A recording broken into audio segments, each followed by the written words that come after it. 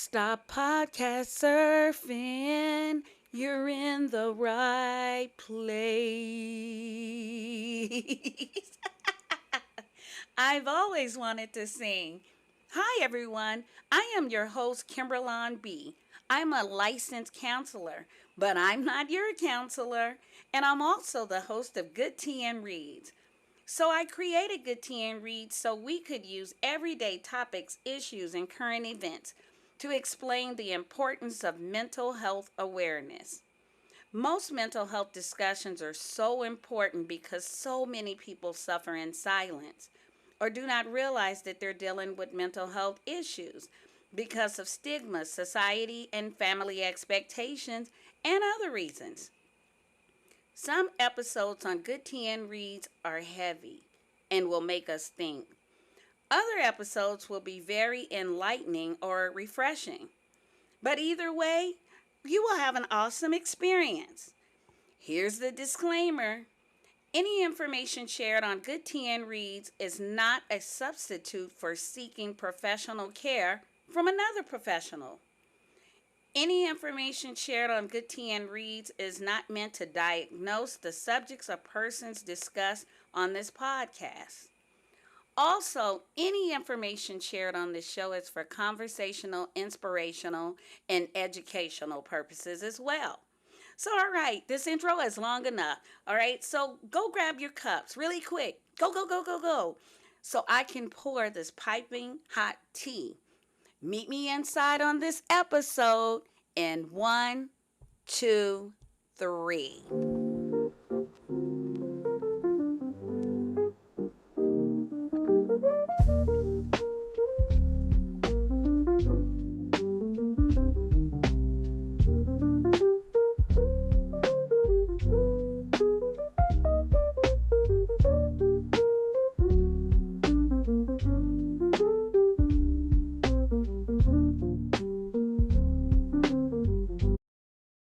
Hello, everyone. Hi ho. Welcome back to another episode of Good Tea and Reads. I am your hostess with the mostest, Kimberlon B. I decided to switch it up a bit. Hi, everyone. How are you doing? I hope that you are doing well. Me, I am doing well because I'm recording this episode today and it is almost the weekend. So I am excited that we are here. You know, I always think about the little memes that come out. On Thursdays, we say, that's not Thursday, it's Friday Eve, to help us feel better, right? And we get excited. And then Friday's here, and then we make it to that home stretch. That's if y'all work a Monday through Friday schedule. So I'm speaking to those who work that schedule because that's the schedule I currently work. And then you get to the end of the day and you like, yeah, yeah, the weekend is here. Then you have to do your little errands. You have to do this and that. And next thing you know, you right back on the grind, whether it is work, school, taking care of the kids, where the other person goes to work, whatever that looks like, y'all. I hope that you all can relate. So I hope that your mental health is, doing okay. There's a lot going on in the world, and I had pinky promised myself that I wasn't going to talk about the specifics that's going on in the world because it's so much. I mean, everywhere you go, you hear about what's going on. And just so I can reference it a little bit so we can like timestamp this episode, I will say that this situation that I'm talking about has a lot to do with the political scene, has a lot to do with freedom of speech and all of the debates that's going or coming as a result of that. And y'all, it's been pretty tough. I was even debating if whether or not I was going to speak on the subject that I'm going to speak on, even though I'm not talking about that specific subject. And I'm going to tell you why. We're at a place right now where if some people exercise their freedom of speech, I'll say that there's actually people out there that's calling people's jobs, demanding that they get fired. And guess what? They're getting fired, right? So it's really causing people to govern what they say and how they, say it. Some people don't care. They'll just sacrifice and throw it all on the line. There's other people that won't say anything. Me, it's unfortunate, whatever's happened, however it's happening. But you know me, I am a licensed counselor, and the part that I am focused on is mental health. That's it. If you call my job, the only thing you'll be able to say is Kimberlon B talks a lot about mental health. So, and that's what I want to center on, right? Because there's some things that's happening that's outside of my scope of practice, and I dare not speak on that. But I will speak and I will use my voice freely and neutrally as possible to put out an awareness of mental health. I will continue to do that, right? Um, Hopefully it's not anything that goes against the law like in the future or anything, because then I may be throwing it all on the line myself. But that's what we're going to talk a little bit about today. So I'm hoping that you had a good week. You can find something that's good in the week. I've noticed, like, during my conversations with different people, I'm like, hey, how's it going? Oh gosh, I feel this way, or, I felt like this, and I'm more grouchier than usual. I'm so tired. It's like I'm going to sleep early and I'm waking up tired. And I'm hearing all of these answers, but I want to challenge you, no matter how small or how big, always find that one good thing that has happened during the week, right? Because if I came to you and I'm like, listener, hey, how are you doing? Tell me all the bad things that can happen or that has happened to you. You would say, blah, blah, blah, blah, blah, blah, blah, da, da, da, da, da, da. You'd probably just go, go, go, go, go. And if I say something good, you'll be like, um, um, right? It's hard for us to think of that good. So, my homework for you right now is to think of that one good thing. And if there's nothing you can think of, absolutely nothing you can think of, then just say, guess what? I took another breath, right? I mean, sometimes you have to pick that out. And guess what? It's okay because you've identified that one thing. So this week has been kind of challenging for me, y'all, because my hubby is like gone on this retreat, right? And so I've been here sitting at home by myself, trying to be this adult because I'm so used to him being here, right? And so I'm okay during the day because I have work. I can talk to my friends on the phone, so forth and so on. And then at night, it's like silence, right? And then every time I hear a noise, I'm like, what is that? What is that? I start hearing all kinds of noise. And then my sleep gets all rocky and everything, right? And so I have to level set. And what do I do to level set, y'all? I'm ashamed to say, and I am a licensed counselor because I speak against this. But one thing I always said I would do and say on my platform is to be transparent and make sure I share the truth, right? So, what I do instead of doing my mindfulness, breathing, and counting, I usually pick up my phone, go to the gram, and start scrolling. That's what I do, And so I was thinking about all of the events that's happening, and outside of the main events that's connected to the political scene, I get on the ground, middle of the night, sometimes during the day, sometimes I sneak peek when I'm on my break at work, okay? Because I know y'all will try to call my job and want to tell on me. No, no, no, no, no. You will not tell on me. but I actually look through my phone. But I've noticed that everywhere I look, all of the little sites that pop up on my phone, people are arguing and fighting on social media. And this is where I scroll to. I am in that world where the scrolling is scrolling, and I do it whether it's on the gram, whether it's on Meta, whether it's on whatever, you name it. I probably got it downloaded and I have an account, and I just go through it. And sometimes it's cool. I like to see what people are doing and everything. But then when things happen in the world, next thing you start to see is like all of this conflict, controversy, and so then it makes it less and less enjoyable because everybody's fighting. And yes, I go to it as an outlet just to scroll and see pictures of grandchildren and things like that, but then I have to scroll past the hoopla. And we usually tell people just scroll, but you've noticed when you look at one article, it's like 1,000 of those articles will come up in different forms, and next thing you know, you're scrolling on that and you in the rabbit hole, right?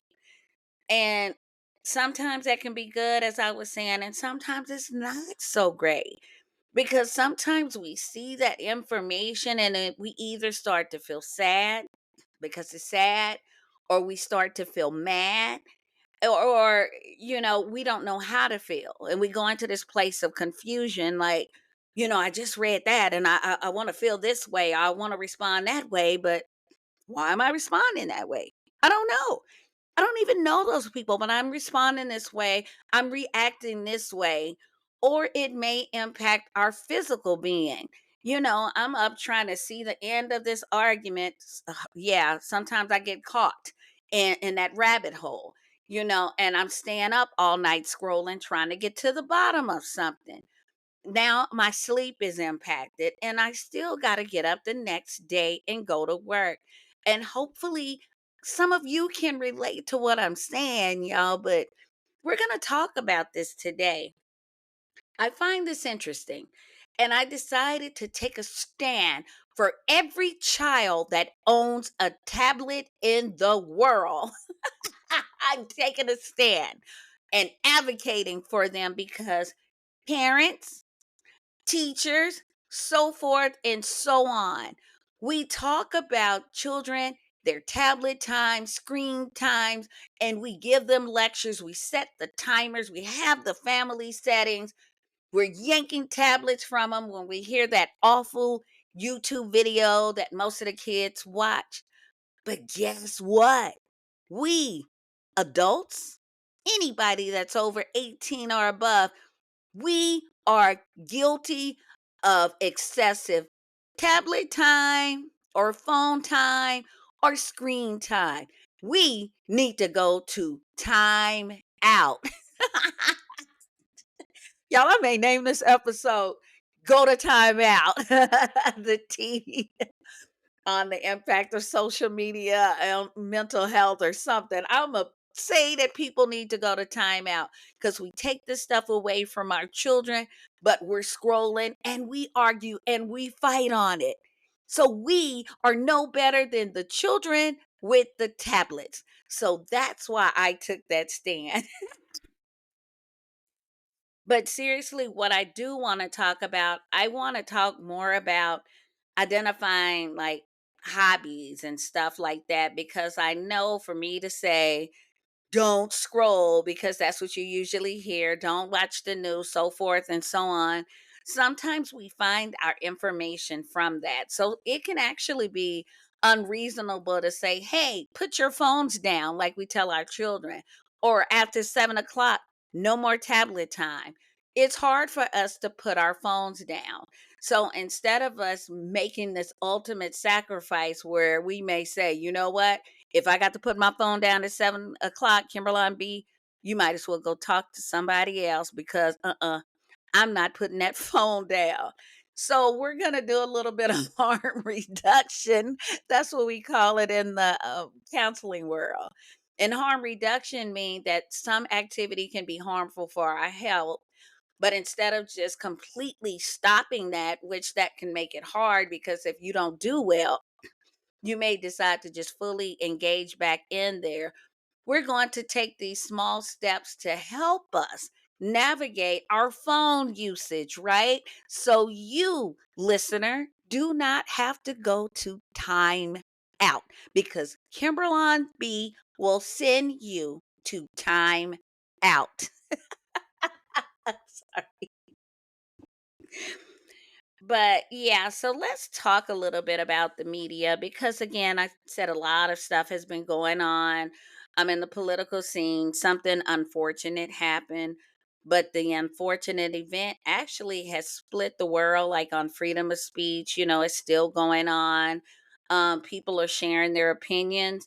There's television hosts that are actually getting their show removed. There's people that's losing their jobs. So there's a lot that's going on. So to say, don't look at your phones, don't stay informed, that's really unrealistic. So that's not going to happen because there's too much going on. And I think we still need to be in tune.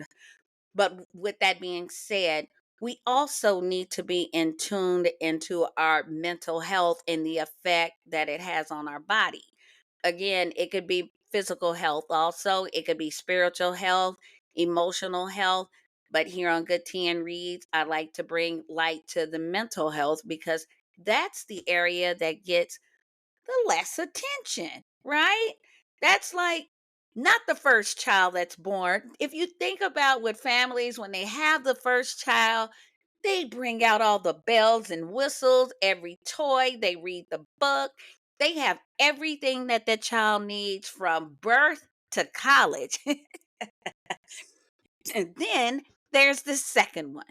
And you may get half the stuff because you realize the all that stuff you brought before you really didn't get to use or it was unnecessary for your child. So you get half the stuff.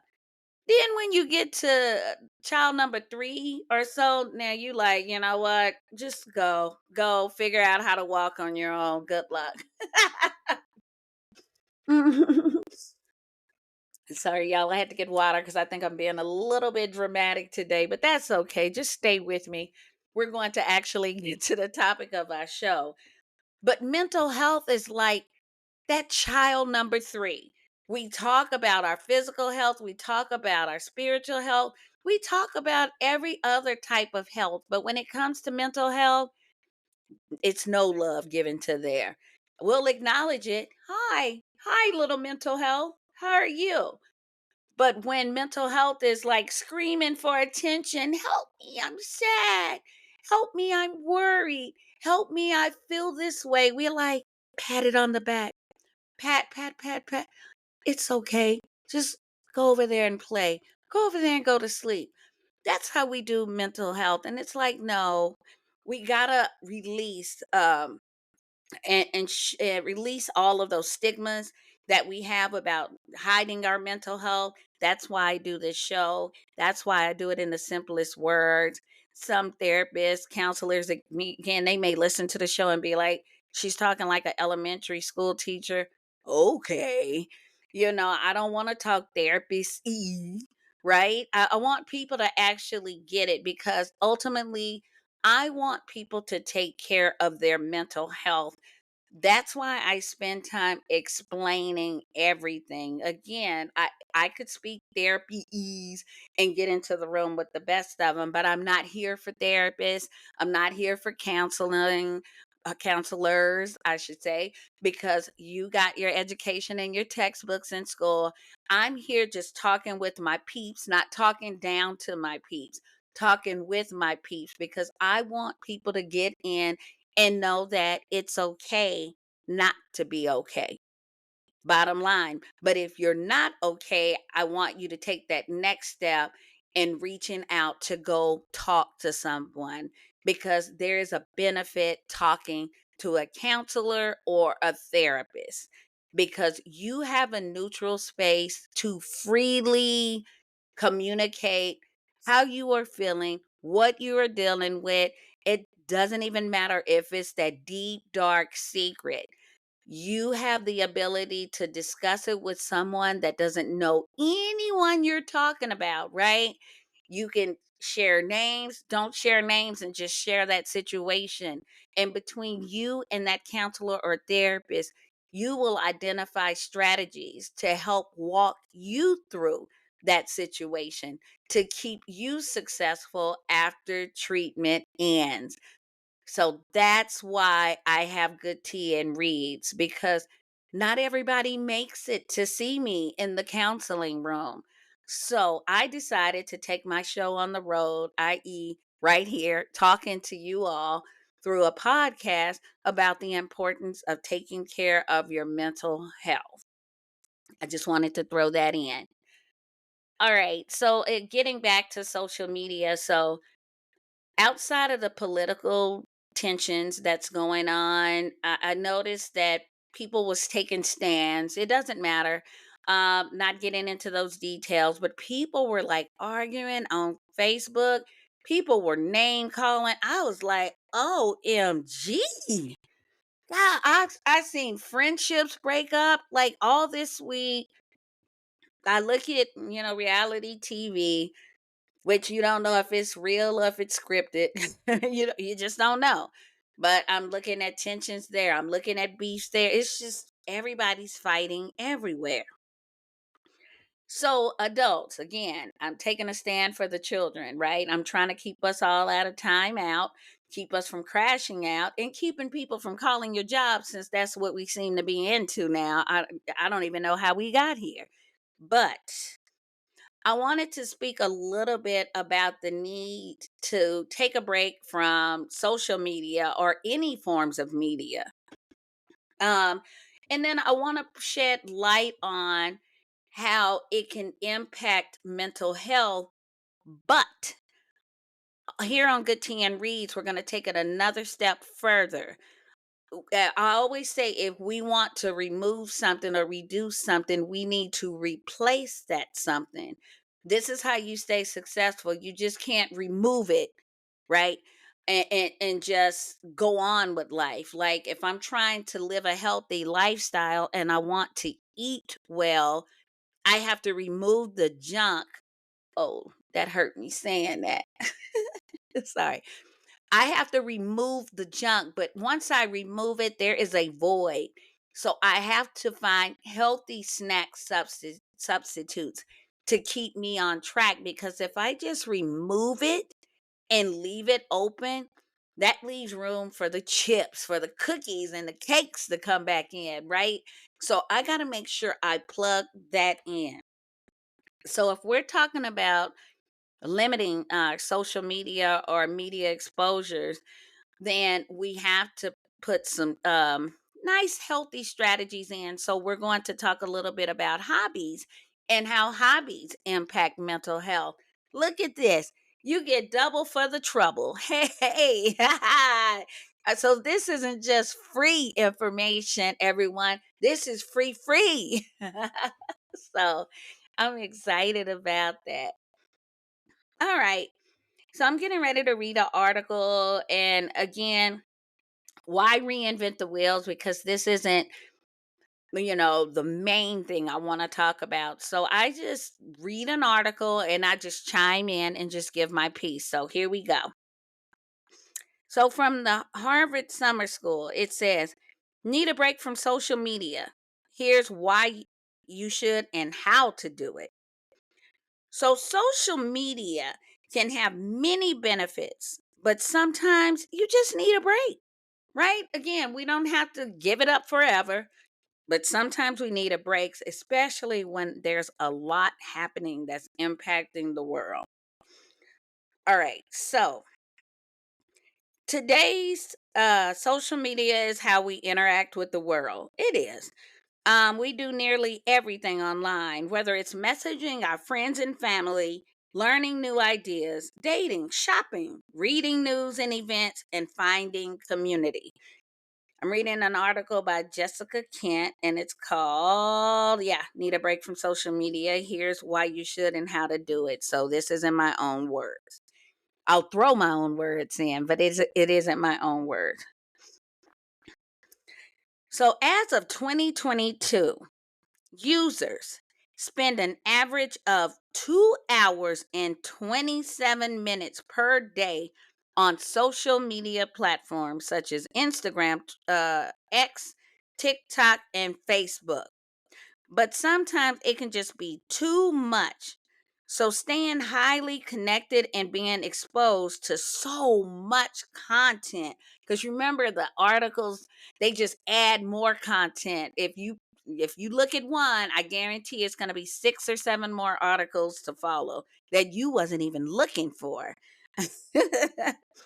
But this content can take its toll on your mental health, your relationships, and your productivity, whether it's work or home.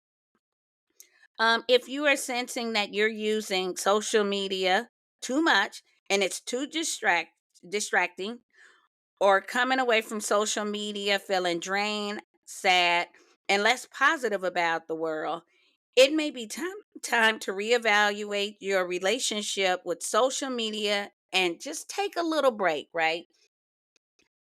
So again, before we make social media look ugly, because it's not ugly, I really like social media because, at my age, because I'm at a mature age, right? Our form of media was snail mail, writing letters, sending them to people, y'all. Oh, get you a good boo in another city or somebody you met somewhere, and you got to send them a whole letter in the mailbox, and then you got to wait forever for that letter to come to you, and you be like, did he send the letter yet? But now we have social media where we can just connect so easily. So the benefits to social media, um so social media, like many other features in modern life, is a tool. It has made connection around the world possible and offer a number of benefits. Yes, it has. All right, so connection, that's a benefit. Social media was designed for people to connect with others. That's just basic. Today, the primary reason people use social media still is to keep up with friends and family. It's so cool. Again, like when you grew up in my time, like I had cousins when I used to stay in Texas. They lived in another city and I lived in one city. Y'all, I had to call long distance. So you had to make a choice because long distance used to cost. Anybody that's younger than the millennials or whatever, just know, because you can just call anybody around the world now. When you call somebody long distance, you were going to foot that bill. That's for sure. Back when I was growing up. But now you can just connect and you already connected. I love it. Another benefit is community. Social media offers a way for people to connect with affinity groups or communities. This can be especially important to those who don't have in-person access to those communities in their day-to-day lives. So if there's support groups or groups of people that recently divorced, there's a wide array of groups, cooking groups. All of these things were actually birthed as a result of the pandemic. So even though the pandemic like just shifted the way we do things in the world, there was some good that came from that. So people were able to get this sense of community, because you can find like a quilting group, you can exercise, and you don't necessarily have to know those people. That platform is open for everyone to join. It says networking and professional development. Users can network with coworkers. We love Zoom. Ah, we love Teams. um So you can network with coworkers, find job positions, or engage in professional development on platforms. So we don't necessarily have to go in person. You can actually just sign up on something that you're interested in and just attend. And it doesn't matter where it's at in the world. Like we can just go. News. That's a benefit. Social media is a primary way for people to learn news and get updates from their friends on news stories. One out of every five individuals say they get their political news from social media, which could be a good thing sometimes, or it could be a not so good thing. Just depends, right? All right, brand discovery. It says 83% of users say they use social media to discover new products or services. Many social media platforms also provide for customers a way to shop directly on their app. So now we don't have to go to the brick and mortar stores. Now we can actually just go online, go to the website and order what we need. And we can either go pick it up or we can drive up and they can put it in our car, right? Or they can deliver it to our home. So, I mean, it's just so easy now because of social media.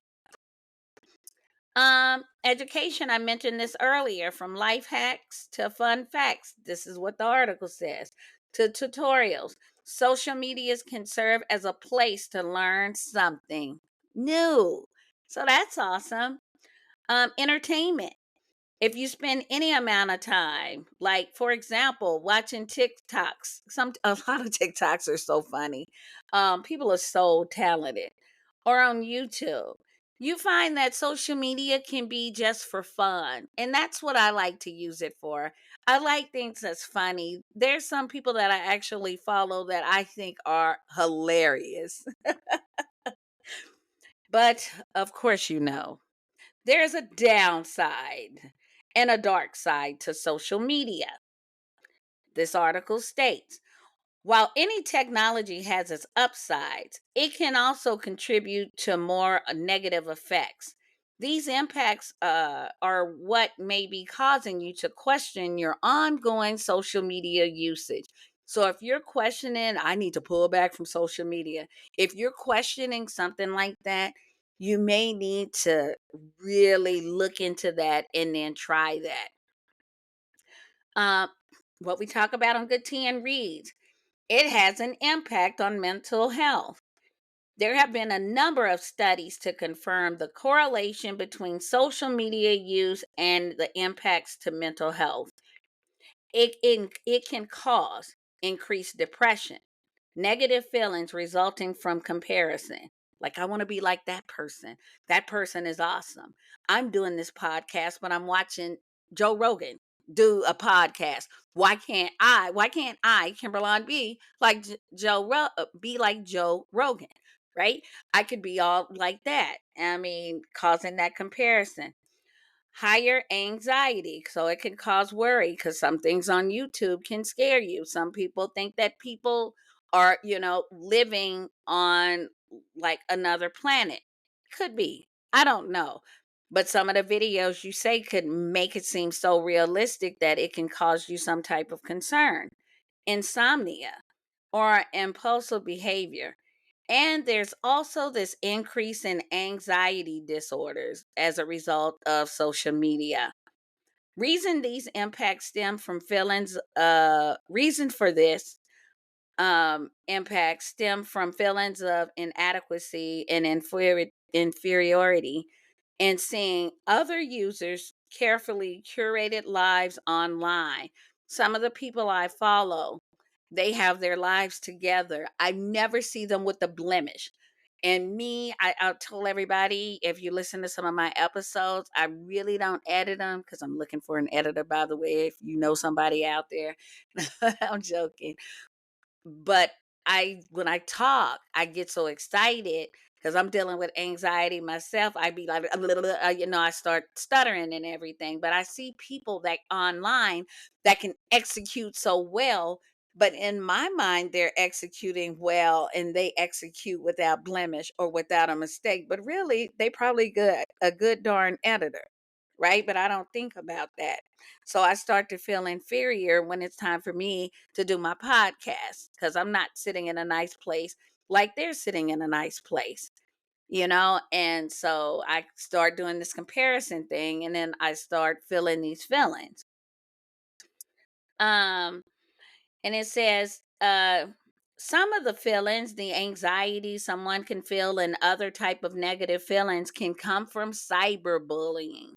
So all of the arguing, the contents, or if people post a picture of them dancing, it's always somebody in the comments that has something fly to say. Even though it can be hurtful, I have to be honest with you, it is really hurtful. But sometimes I'd be like, dang, these people are talented. How do they come up with these things so quickly? I mean, they're harmful things, right? But, sorry, y'all, that's neither here or there. Cause I'm like, dang, they're so fast to come up with stuff. And I'm just amazed by their talent if they could use it in a positive way. But so yeah, cyberbullying is a thing. And 57% of school age children say that they've received abusive comments online. And they probably have. Usually you think it's from other kids. Guess what? It's some adults in there too that actually says negative comments about children, which is horrible. They talk here about FOMO. That's I think it's the fear of missing out. Social media usage can also heighten feelings of the fear of missing out. When someone sees friends and influencers only posting travel, successes, relationships, and other happy yet curated content, 62% of Facebook and Twitter users said that when compared to other posts, they often feel that their achievements are inadequate. And additionally, 30% say that social media makes them feel lonely because everybody they see on social media is excited. They got girls' trips, they're doing this, they're hanging out, and they're just sitting here on the computer, just trying to feel that sense of community because that's the purpose of social media is community. Another thing that you can experience in the dark side of social media is feelings of being overwhelmed. It can be overwhelmed to be exposed to so much content all at once and try to process what you are seeing. It says today social media exposes us to everything that's happening everywhere all the time. It's the good, the bad, the violent, the ugly. It just gives it to us all wherever you go. It's like whatever site you go to, you are going to be exposed to that. And these feelings of overwhelm or fatigue can lead to feeling something similar to like post traumatic stress disorder, PTSD, right? Let's see. Addictions. Pretty interesting about social media. So, social media triggers the production of dopamine, and that's a feel good chemical that's released whenever your brain makes a connection. Remember, we talked about social media being a connection. That's right, listener. All right, learning something new or when something grabs its attention.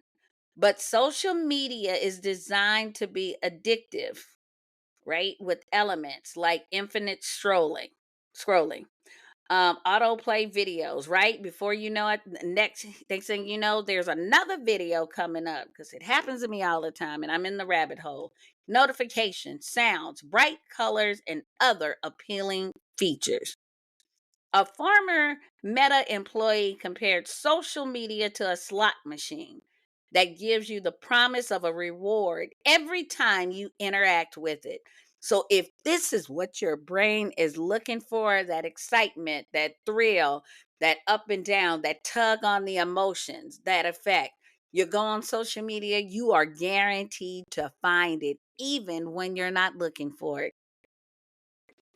So it's important to recognize when you need a break. Okay. So we talked about the good, we've talked about the dark side. Let's talk about when you may need a break from social media. So here are some questions that the article stated, and I want to share these questions with you. You don't have to answer loud so I can hear you. You can answer in your head, okay? So here we go. Do you come away from your interactions on social media feeling inspired, informed, or and positive? Or do you feel drained, saddened, frustrated, overwhelmed, depressed, anxious, angry, or negative? Next question. Do you find yourself on social media yet don't remember picking up your phone and even tapping on that app to access Meta, access X, access any of those sites? You just, it's like auto, like it's an autopilot now. Um Is the amount of time you spend on social media taken away from the time you spend with friends or family doing schoolwork or doing any other productive activities? I can't do my dishes because so and so is doing a live on Meta, and I got to catch that live, and I don't want anything interrupting it. So you just stop your, I'll call it your real life, to tune in to that live.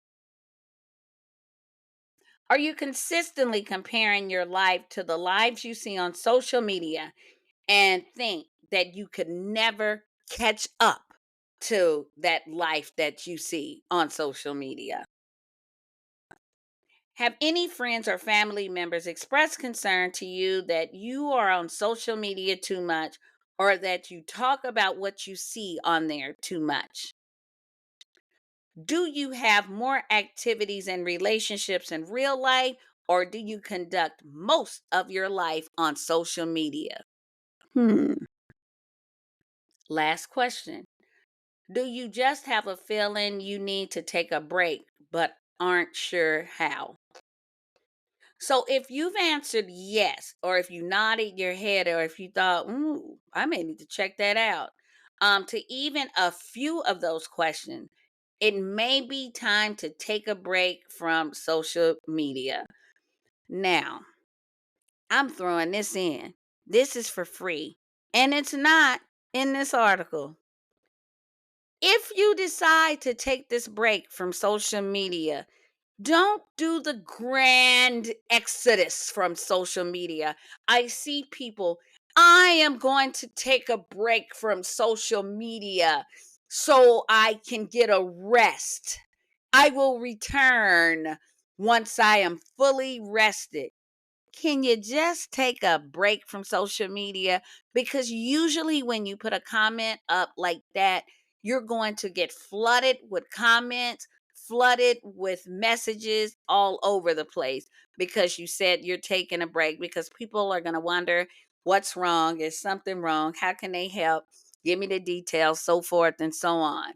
Just kind of step away just a little bit, right? You don't have to do the grand announcement. And if it's friends and family members, hopefully you connect with them in person, or you can connect with them by the telephone so you can give them a call to say, hey, if you don't see me on there, try not to worry. I'm just taking a break because I find my emotions just kind of getting heightened and it's hard for me to just unwind. Or you can explain that, or you don't have to explain it. Go to your comfort level. So let's talk a little bit on how to disengage and detox, right? So if you decided that you need a different relationship with social media, and we're back on the article, it doesn't mean that you have to get rid of your phone or quit social media forever. Here are some little tips, okay, to adjust your habits and hopefully set yourself up for success going forward. The first step is to make a plan. Usually, when you structure a plan, that makes it more successful. So, make a plan for what you want to accomplish and how you want to accomplish it. If you simply want to reduce your screen time each day, what times will be off limit and what times will be designated as social media time? Those that have children with tablets, we do that, or hopefully we do that, right? Because the tablet's not a babysitter, okay? Y'all don't come for me, okay? Sorry, y'all. No, but we usually set their screen time, and maybe we need to start setting our screen time. Um, And how will you go about enforcing that time limit? And you can't say, I'm going to set it at 10 o'clock at night if that's the time you go to bed. No, you're asleep. That doesn't count. So set it at a reasonable time. And how many days or weeks will you reduce your social media consumption? And it says if you're planning on completely cutting social media out of your life, choose a time period in which to do something that it feels achievable. Detoxing from social media for a full month when it's such an inaugural part of your life may seem daunting and may be setting you up for failure. So just try starting with 1 day per week, right? Just stay off 1 day or practicing a social media fast on the weekends and then just go from there. Let's see. Um Recognizing your triggers. Next, recognize your triggers for when you engage on social media. Do you find yourself mindlessly scrolling in certain situations? Do you turn to social media as a distraction from school or work? Do you check social media as soon as you wake up in the morning and before you go to bed? Do you grab your phone anytime you're bored? I am guilty of looking at my phone before I go to sleep, y'all. I do. I scroll through. And sometimes it helps soothe me because, again, I try to find the funny stuff to look at. I've learned that I can't play games because the games stimulate my mind and then I stay up longer. So I look for the funny videos, but then if I see something that may not be that funny that catches my attention, guess what? Going down that slippery slope. Just know, buckle up, Kim. You're going to be going to bed late, getting up early. Once you recognize your triggers, you can take action on those habits and fill your time in different ways. Find alternatives to spending time on social media, such as reading, taking a walk, working on a puzzle, or connecting with people in real life. Finding ways to fill your time before you disengage from social media will make the transition easier. Limit or delete apps. So, if you simply want to cut back on your usage each day, there are apps and settings that can help you limit your access. They said it's an app on here in the article called Freedom app or Cold Turkey, and it's both available on iPhone and Android. It allows users to set time limits on their apps in their settings, after which they will be blocked from using them. You can also delete social media apps from your phone entirely without deleting your account.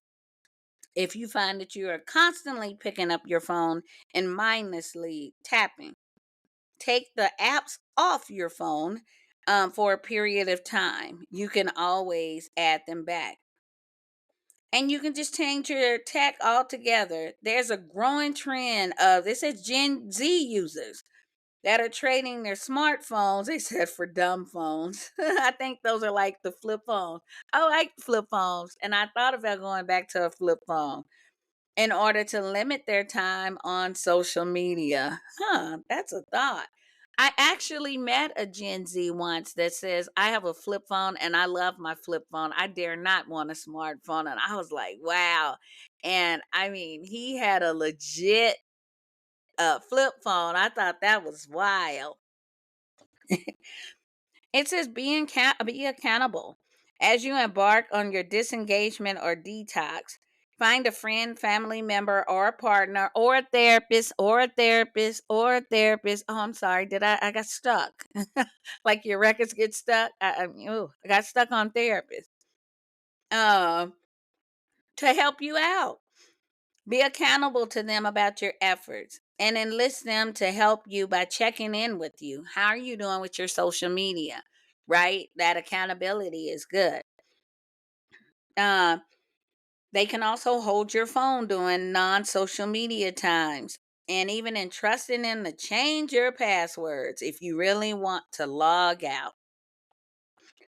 then you can reevaluate and return. So once you realize how to manage your social media time the way that you find appropriate, right? So whatever that looks like for you, and you're able to do it, and you're able to like stay on top of it and not let that social media navigate you, then you can actually return back to social media, because usually after you do it for a while, you form a habit, and then that habit actually stays in place. So if you do it right, you have your accountability people in place, then you can actually return and be able to navigate your social media a lot differently. So disengagements, you get more free time. I've never realized how much free time I have, and it's not only free from scrolling, but it's free like mentally when I don't have my phone, or if I've been using my phone playing games so much and then my phone dies, I have to go and put it on the charger. And usually I'm just like sitting here like, oh, what do I do? And then I actually go find something to do. But when I find something to do, I actually feel like free. I'm like, I'm actually doing this and I'm enjoying this, and I don't have my phone. Sometimes I find myself actually like trying to grab that mystery phone, and I'm like, oh, okay, we may need to reevaluate our plan and go back into detox again, because my hand like curls up like I'm holding a phone. I was doing it just now. It can improve your mental health, right? It reduces that anxiety. It helps you feel more at peace. It lightens that burden that you may have from feeling depressed, feeling down. You can actually just get away, get a moment to just breathe and just inhale and just again feel better. So even staying off social media can just improve your happiness. Also, that connection that we've been talking about. So when you decide to disengage from social media, you have the opportunity to connect with people in real life. I have been in settings now, and it's hard for me with texting because I grew up in the phone era. I grew up when the phones was either green or yellow, and you could either get the rotary where you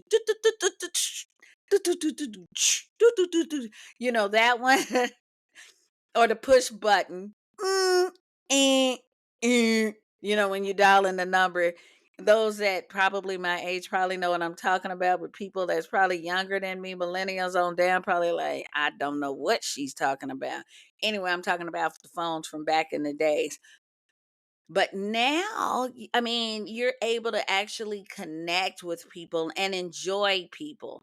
Oh, that's what I was saying. So I've been in settings where somebody will text or message somebody else that's in the house. There's no conversation. And I'm like, wow, there is absolutely no connection because we are conversating back and forth. Now, I know some people may text, hey, can you come to my room if they're at home? But I have witnessed people that have full conversations and they live together in the same house. They will not meet up to have that conversation. It is wild to me. Better sleep. Yes, taking a break from that social media, detoxing, disengaging will help you sleep better, they say. 70% of social media users who scroll before bed possibly have sleep problems. And just think, if you just put that phone to the side, or you just decide like an hour before your bedtime, like, I don't want to look at social media, it'll probably help you sleep. Yes, I know. Kimberlon just said that she scrolls and finds funny videos. Don't call me out. Don't call my job. No, I'm joking. I need to do better with my phone as well so I can free my mind. Even though those videos is funny, everyone, I promise you, they're funny videos. And it decreases your fear of missing out. Once you learn to navigate life again without your phone, without social media, without media, and you're just in the present and just doing something around your house, that decreased feeling of, what am I missing out on? What's happened? I haven't looked at my phone. I've been doing this podcast now for 52 minutes. I'm wondering what has happened on social media. It'll decrease that fear of missing out. So I was thinking, I wanted to talk about that social media. I wanted to go into depth about that, but I really also want to talk about hobbies because, again, I want to be focused on not only you detoxing, disengaging, but we got to put something in its place. And I was talking to a few of my friends that some of the habits I'm getting back into, and it may be based on my generation, right? It may that honestly, I need to start. Well, I have started, right? I started doing word searches, not online. I actually have the books. I buy them from the store. So I started doing word searches, which I'm proud about. I have hard copy books because I had moved to audiobooks. I love audiobooks. Don't get me wrong. I do. But I need to get back to those hard copy books because I'm able to experience my book reading differently by holding that book. I didn't understand that at first until now. I realize that I miss it. Um, I like going on walks, and I get to look around and see what I've been missing, in the world because I've just been so engaged in what's going on social media. And now that's me. But once we remove it, we got to put something in its place again. And removing social media may not be a cold turkey process, removing it all. It may be limiting it. That's okay if we limit it because we can plug in hobbies in between those times we scroll. So let's talk a little bit about hobbies. Y'all, the show may be a little bit long today because, again, you getting two for one. So it's like a sale, right? Remember, it's not free, it's free. So, an article about hobbies, how hobbies improve mental health, and it's by Emma Parkhurst. So, if you think about hobbies and mental health, right? So, you think about that can actually make me feel good. So, mental health can be impacted by many different things, as we know. I mean, just look around in the world, just look at the news for 15 minutes, come back and listen to this podcast. um, so, from life changing events to everyday tasks.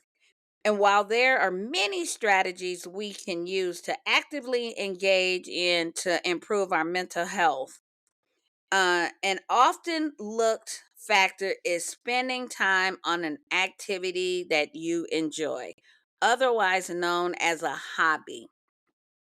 When I'm in the counseling room after we've worked through some major stuff and we're getting to a place of finding strategies to navigate, I usually ask people about their favorite hobby or pastime because usually when life gets to life in or trauma has happened, we usually move away from that hobby or that pastime.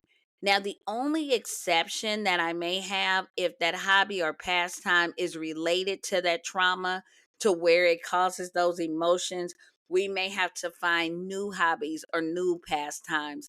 But that is something that we'll discuss and we'll identify when you come into counseling. But going back to those hobbies, what did you enjoy before that trauma came into your world? Let's get back to that. Let's figure out strategies to get back to that. Or you may say, I don't have any hobbies. Let's work together in counseling to figure out what you like to do. Because you may not have officially identified that as a hobby, but it may be something that you like to do or something that you want to try. And sometimes when we're thinking, we're like, I don't want to do that. I don't know if I can do that. I don't have the time to do that. I don't have the material to do that. I want to do that. I don't have the money. If you're working with somebody, they can actually help you figure out what you can do. So, engaging in hobbies can contribute to personal growth, reduce stress, and foster social connections through community involvement and active participation. This is what we're looking for, right? Once we move out, we move out social media, we're looking for these things. Okay.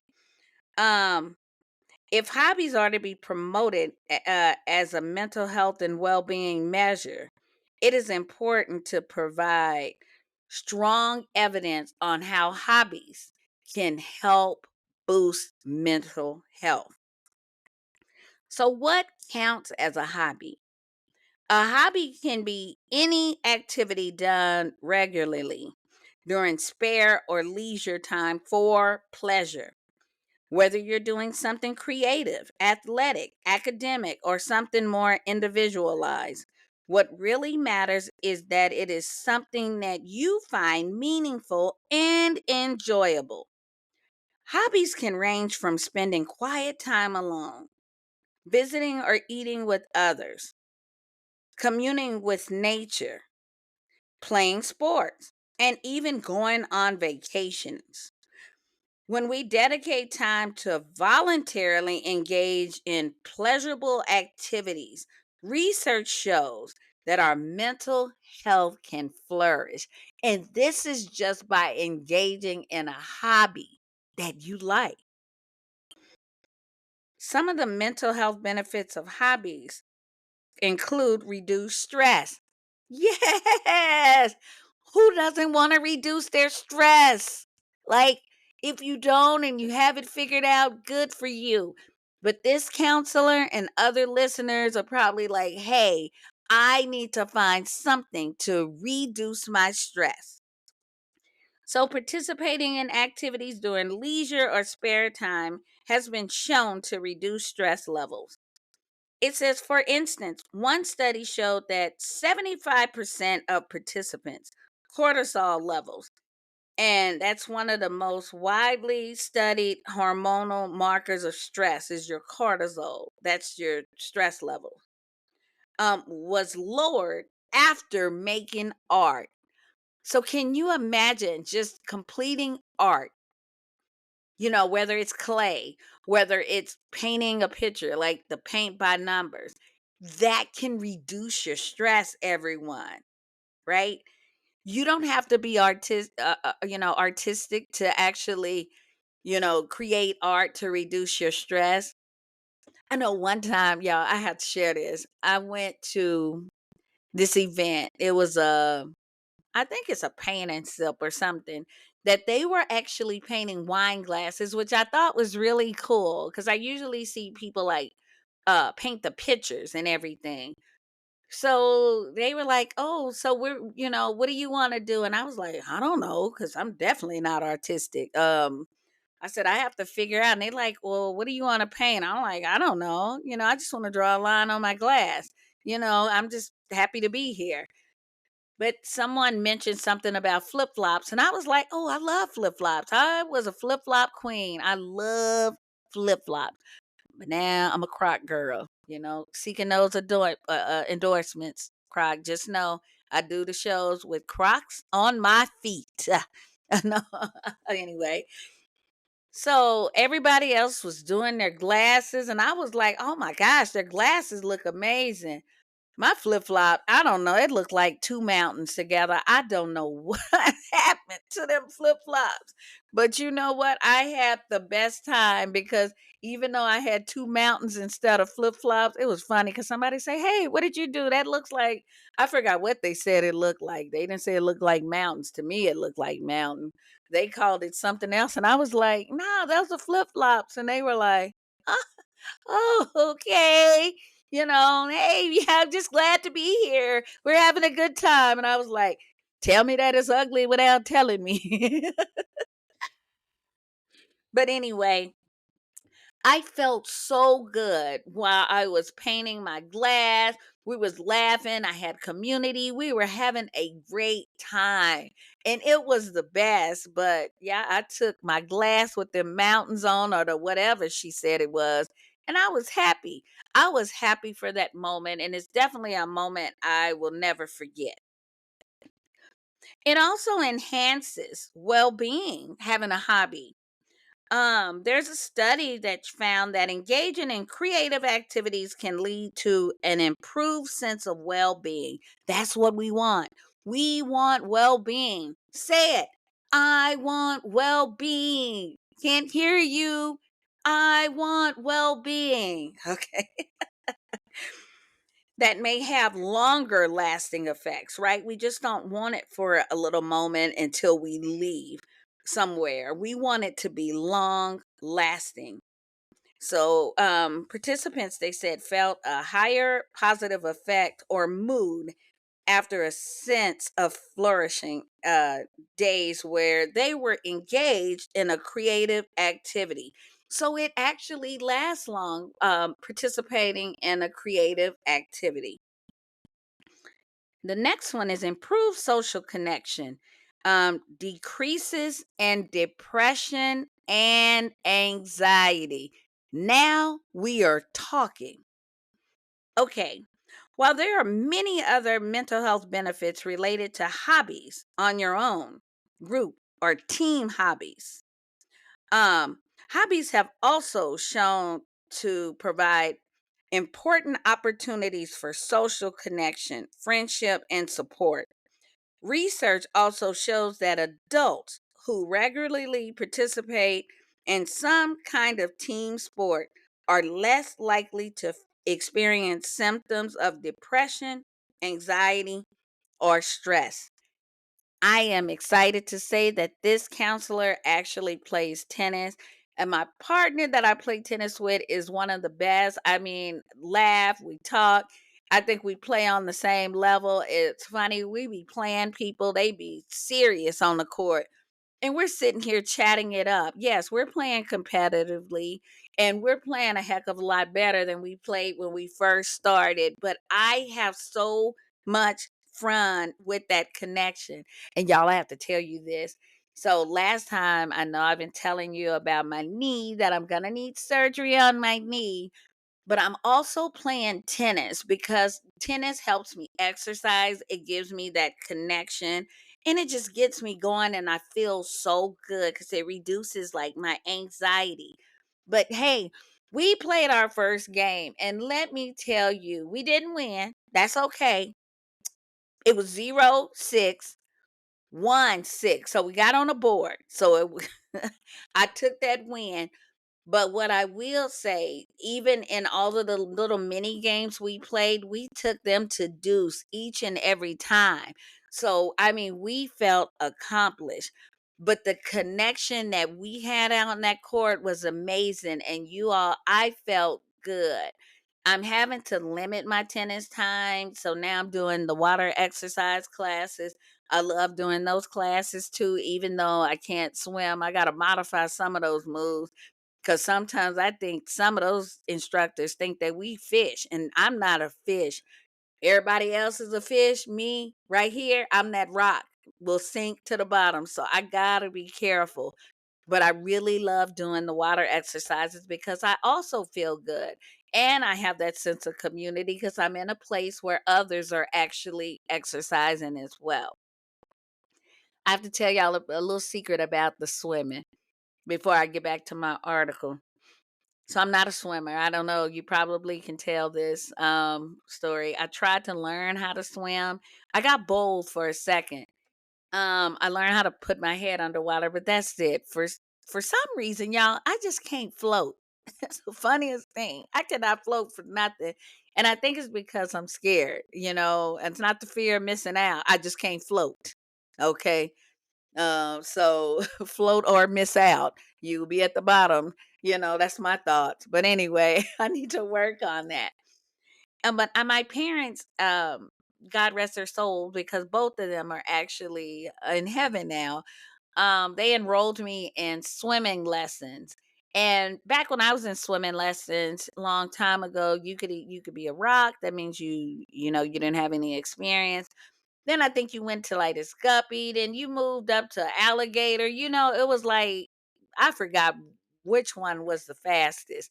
And I was like, I'm gonna go from a rock to whatever the fastest thing was, and they would circle it on your card. Every time you went home, they would circle your swim level. Y'all, I started as a rock. I graduated as a rock. I had no improvement. So it was rough, y'all. It was rough. Ooh, my parents should have got their money back, but it wasn't their fault. It was just me. I was just scared to swim. Not as scared, but I mean me, kicking my legs up and laying back in water with that pool noodle. Whoo. All right, y'all. I mean, I'm gonna have to do some type of therapy myself. But anyway, getting back to the article. Hobbies can also improve your mental health. So, hobbies that include physical activities have been linked to many health benefits, including reduced stress. Yes, reduced blood pressure. And a lower heart rate. Yeah, like that. Yeah, yeah, yeah.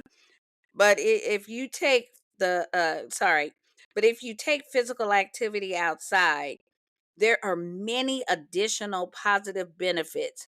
So, experts agree that spending as little as 10 minutes in nature, y'all, can lead to improved mood, focus, and overall well being. 10 minutes, y'all. That's not even an hour. So, after 10 minutes of engaging in that activity, gosh, you can get that. Your mood is better, your focus, and overall well being. And guess what? I experienced that when I was reading this part in the article before I created this show. I was like, you know what? When I read that, I started feeling like good because I'm like, this is true. I was reflecting on how I felt after exercising, even though I couldn't float. You remember, I'm that rock. I even thought about this when we had our tennis match earlier this week. Even though we lost, that sense of community, that 10 minutes outside, and we're playing and we're running around, and we were chatting and everything. I felt so good in that moment. So, hobbies help connect people, build relationship, and promote that sense of community that I was just talking about. Yes, several studies have shown that it lowers levels of depression, anxiety, or stress, as we mentioned. Additionally, hobbies help with relaxation. Right? It helps us relax. It helps us find pleasure. It plays a crucial role in mitigating anxiety, stress, and depression. So that's good. And promoting that overall life satisfaction. It is a win when you identify a hobby. So find out that hobby. Take about 2 seconds because I don't want us to be too much in silence to think about what you do, what you used to do, but because of work, because of life, because of family, because of commitments outside, wherever, that you're unable to do right now. What changes, if you've identified some, what changes can you make to get back to those hobbies or integrate those hobbies into your daily schedule? If you can't think of no hobbies, no problem. I got you. What is something that you would like to do but don't have time? If you could take everything off the books, everything that you're doing, and it's one thing you would like to try, or it's that one, or even two, hey, go 10 things that you want to do if you didn't have to do anything else, what is that? Next, what would it take for you to do that activity? Next, finding time. How often can you engage in that activity? Could you try once on this day? What's your slow day? What time of the day works best for you? Am I able to do that activity at that time, at that moment? So just asking yourself these questions and starting to just integrate it, right? We don't have to clear everything off our schedules. We don't have to go join 20 gyms just to do one thing. Just find that thing you would like to do. I know sometimes people can say finances can be an issue. Half of the time, you can find stuff on the internet. I remember adult coloring books. There were a lot of my clients that was actually using them. Some people still use them, but I remember it was huge and it helped with relaxation. And they were like, I can't afford to get this. Me being their counselor, I made it a point to go on the internet. I typed it in Google and I found coloring pages and I printed those pages out for them. They may not be able to afford the $9.99 book, but I was able to print it out and they could print it out as well and print out free copies. And I would just bring those copies for them. So that would help with their mental health. And that became a hobby for them. And now you go to a good dollar store, you can find you an adult coloring book for $1 or probably a little more since the dollar stores don't seem to just be dollars anymore. But that's another conversation for another day. Now, we just talked about finding time because usually people cannot find time because we're just moving. We're just grooving. We're just going through life. We're navigating life, and everything seems to be happening at the same time. What can I do? I can't do anything. Kimberly is saying, find out that hobby. I would love to go swimming. She mentioned swimming. I don't have time to swim. I can't go join a membership. I can't do this. Glad I got you. So we're going to read from this article tips to make time for hobbies. Let's go. A common barrier that seems to make it difficult to do things that we love, our hobbies, is time. Time. Time. So when it comes to how our lives are typically structured, work tends to come before play. And although many of us feel like there isn't enough time in the day for hobbies, there are changes we can make to help find and spend free time doing the things we love. All right. Number one, rather than trying to find hobby time, okay, we air quotes, hobby time every day, try thinking of a time in weeks to discover extra time hidden in your schedule. Just think about your schedule. And it says dedicate a few times for something that you enjoy each week. Still struggling to find time for fun? Take a step back and say no. Or delegate to others to lighten your load and make space for hobbies. I remember telling my client because she was a single mom and she had children. And I was talking about hobbies because she was talking about how she doesn't have time for herself. Childcare is sometimes a factor. And I was like, girl, you may need to go lock yourself up in the bathroom. Like, you got to go to the bathroom and the kids got to understand. And she was like, well, they beat at the door. They beat on the door like, mom, mom, mom. And I said, okay, well, they're going to be beating at the door, but what can you do? Just find those moments, or just tell them, no, just wait a second. I'm in the bathroom. Give me 2 minutes of quiet and I should be out or something like that. And even if you have to take those 2 minutes to breathe. So we was drilling down because I was determined to find that client some time to do those hobbies or delegate. If it's you have to cook, you have to do this. Like if you have a partner in the house or if you have your spouse in the house, guess what? On Wednesdays, can you take over? Because I would like to use Wednesday to start doing my paint by numbers. Can you catch dinner that day? It's just one day in the week, and let's see if we can just, find that relief. Number two says there are many times during the day that we may find ourselves in autopilot mode. I'm guilty of that, and I can feel that. And sometimes it seems like I can't even break out of it when I'm in autopilot. It seems to come so naturally, right? I just engage in the same thing over and over again. Um, it's easy when we're in autopilot to lose track of time doing mindless things like checking social media or watching television, right? Or just working, right? We just get lost in it. And so it says tune in to how you are spending downtime, whether it's in the morning or the evening, and consider how you might use that time to indulge in something that you enjoy. Like if you're sitting there, oh, I'm so tired. Maybe try to get in a chapter, read a chapter in that hardcover book that's sitting in the corner. Take that dust off and go read that book. Read it now. I'm joking. Go work on that model car or whatever you started building about 10 years ago. Let's go ahead and finish it. Number three, more and more research supports taking micro breaks. And we done our air quote, micro breaks during the workday to increase overall productivity.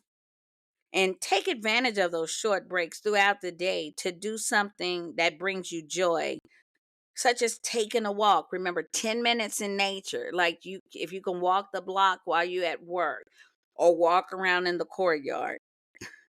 Listening to your favorite podcast or music, y'all can just tune me in at any time. Hey, I'll help with that. I actually listen to podcasts myself. I listen to mine because I gotta, make sure that it makes sense before I actually export it.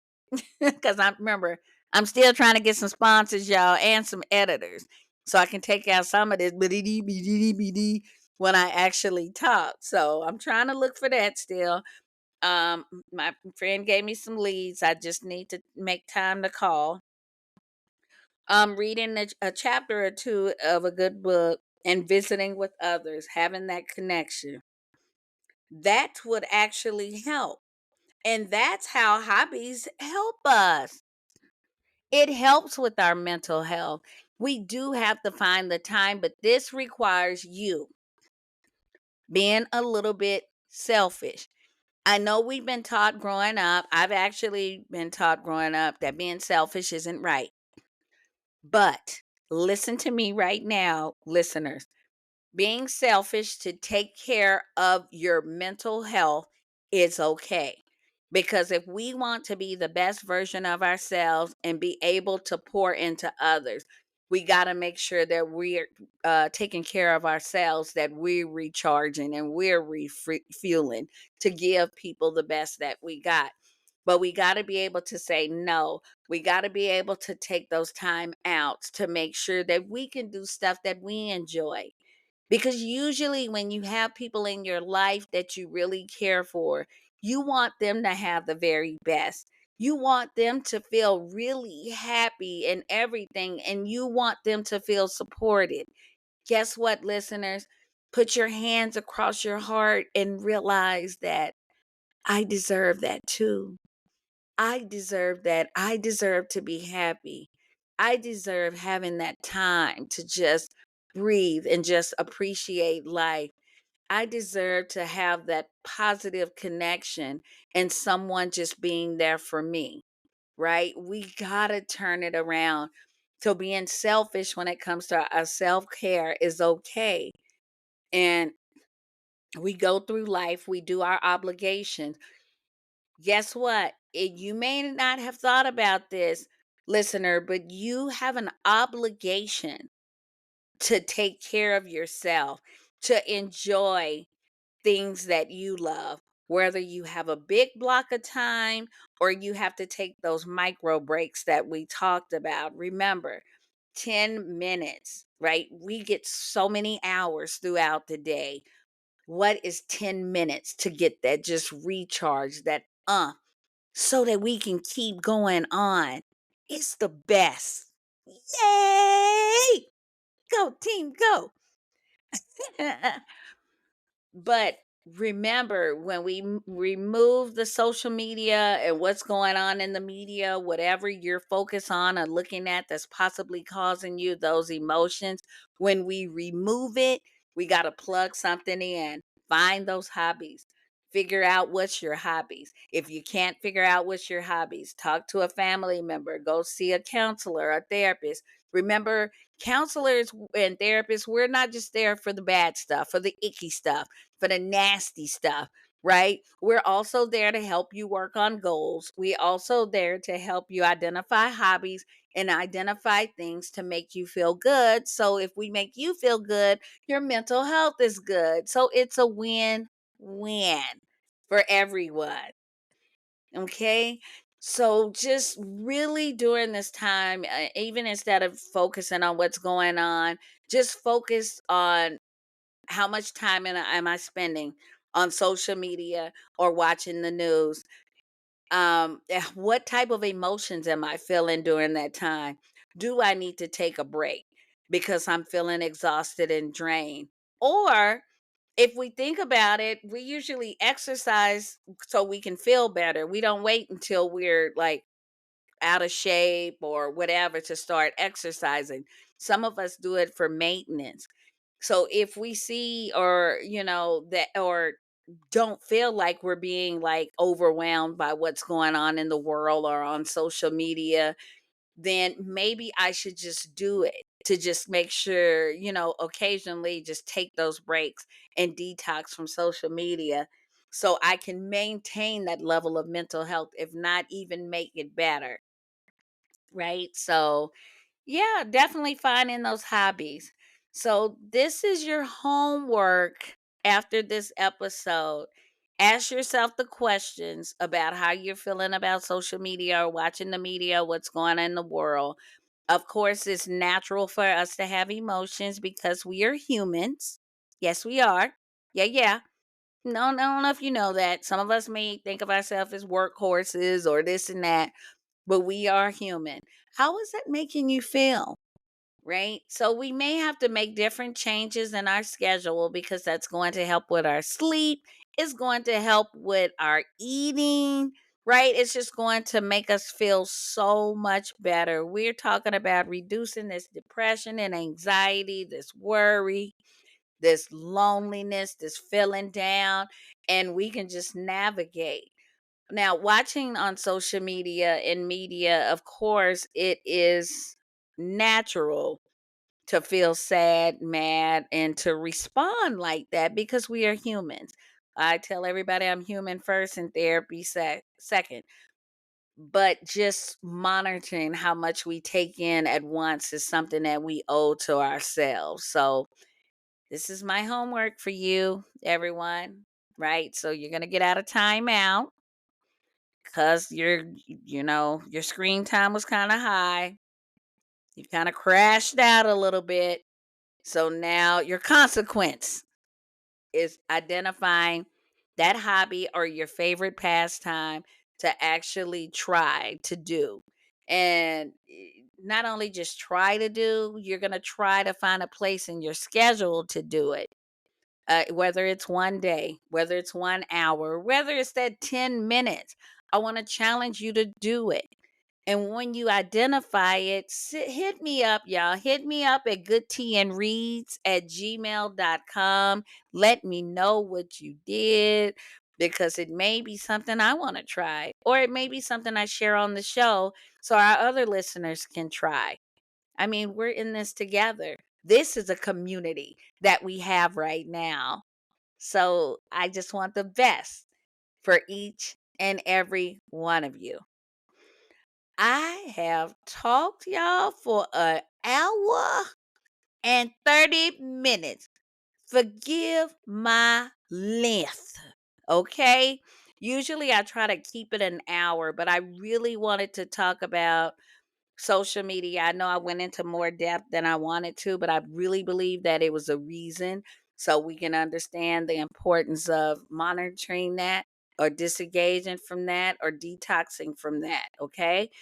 You got your homework assignment, and we're going to work on that.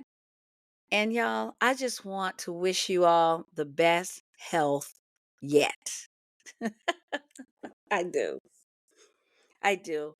I appreciate you for listening. We'll come back with some nice topics next week on mental health. Like I said, when things happen, it's either going to be on an everyday topic, or it's going to be on a specific topic, or it may be from a book that I read. But we're just going to get it, y'all, and we're going to go through it, and we're going to talk it, because my ultimate goal of coming out of the counseling room was to educate everyone that it's okay not to be okay. If you're not okay, it's okay to come and see a counselor or therapist, or go talk to that trusted friend or someone that can support you. All right. Enough, enough, enough. I want you to do that homework. I want to hear about it next week. Send me an email. I appreciate each one of you. I am giving you the heart, because it's my heart, and I appreciate each and every one of you with my whole heart. This is Kimberlon B from Good Tea and Reads, and I am signing off until next time. Take care.